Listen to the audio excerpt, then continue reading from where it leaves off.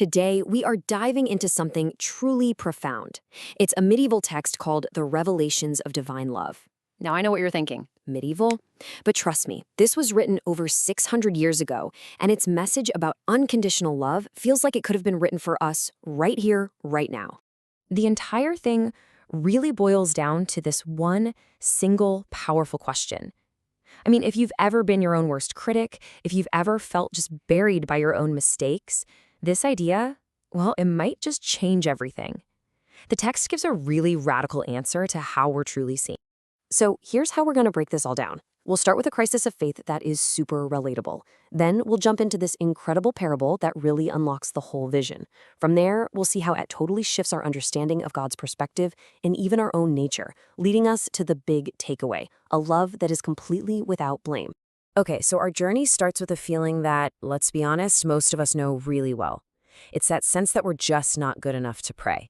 That in our messy, complicated state, God couldn't possibly want to hear from us. The author just nails this feeling. You try to pray, but you just feel, spiritually barren and dry. Nothing's happening. And that seems to confirm our deepest fear, right? That our efforts are totally worthless and nobody's listening. We take that feeling as a sign that we're failing. But then the text pulls a complete 180. It says, no. God is the source of your desire to pray in the first place. Think about that. It means that even when our prayers feel hollow and empty to us, from God's perspective, they're a delightful gift, precisely because He inspired them. It completely flips the script from being about our performance to being about His presence. So to explain this wild idea, the author has shown this really powerful vision, a parable that becomes the key to everything. It's a simple story, just a Lord and his servant, but it completely reframes the whole idea of what it means to be human and to fail. So on one side, you have the Lord, and he's just looking on with this unwavering love and compassion. And on the other side, you have his servant. And this guy isn't lazy or rebellious, not at all. He's incredibly eager, just rushing to do his master's will out of pure love. But in that very eagerness, that rush to serve, the servant falls, and falls badly. Now, this part is so crucial. He's not being punished, and he didn't do anything wrong on purpose. His fall is just a result of being human, of having that frailty mixed with this amazing, enthusiastic desire to do good. And the servant's suffering is so much more than just physical. The text talks about 7 great pains, and they include things like shame, self-blame, and this crushing feeling of being totally alone. He's so consumed by his own misery, by that inner critic, that he can't even bring himself to look up at his master. And this right here, this is where we get to the absolute heart of the message. The entire parable is designed to show us the massive, massive gap between how the servant sees himself and how the Lord actually sees him. This just lays it all out, doesn't it? The servant is completely trapped in his own head. All he sees is his failure, his shame. But the Lord's view, it's totally different. He doesn't even seem to focus on the fall itself. He just sees his beloved servant, and his response isn't blame, it's compassion and pity. The servant's pain blinds him, but the Lord's loving gaze never, ever wavers. And then the text makes it crystal clear this isn't just a story. The servant represents the fall of humanity itself. More personally, the servant is every single one of us, every time we fall, every time we mess up.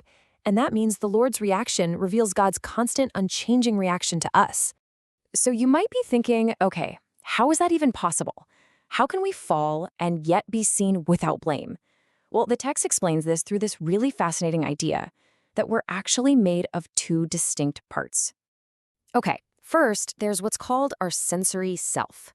A good way to think about it is like the waves on the surface of the ocean. This is our outward self, the changeable part of us that gets hit by the storms of life, that struggles, feels pain, and falls down. But according to this vision, that is not the whole story of who we are. Because deep beneath those waves is our substance. This is the vast, calm depth of the ocean. It's the essential core of our being, and that core is always held safe and whole in God's love. The storms that batter our sensory life, they can't even touch it. Our failings, they belong to that temporary surface, while our true identity, our substance, remains completely whole and completely blameless. And all of this builds to the final and, honestly, the most powerful and radical conclusion of the entire revelation. It's a complete rethinking of sin, mercy, and judgment. So, get this. According to this vision, sin isn't some cosmic force that makes God angry. In fact, it's described as having no real substance at all. Its only reality is the pain it causes us. So the divine response isn't blame or anger, it's mercy and grace, which are constantly working to heal us and to turn even our worst failings into something good. And this line, wow, this is the absolute peak. It suggests that anger towards sin is a purely human reaction. We're the ones who feel it. We project our own judgment onto God. But from the divine perspective, there is only forgiveness, even for the anger we feel about our own failings. I mean, just stop and think about what this really means for our lives. It suggests that the guilt and shame that can absolutely paralyze us are based on a total misunderstanding of reality. We're just like the servant in the parable, trapped in a ditch, blinded by our own pain, completely unable to see the loving, blameless gaze that has been on us the entire time. So the ultimate takeaway here is one of just profound comfort. When we are lost in our own turmoil and self-judgment, this vision tells us that there is a constant peace and a sure protector holding our true self safe, just waiting until we're ready to see it. So I'll just leave you with this to chew on. In a world that is so full of judgment from other people and especially from ourselves, what would it actually look like to internalize this ancient idea? To really believe in a love that sees every time we stumble, but assigns absolutely no blame?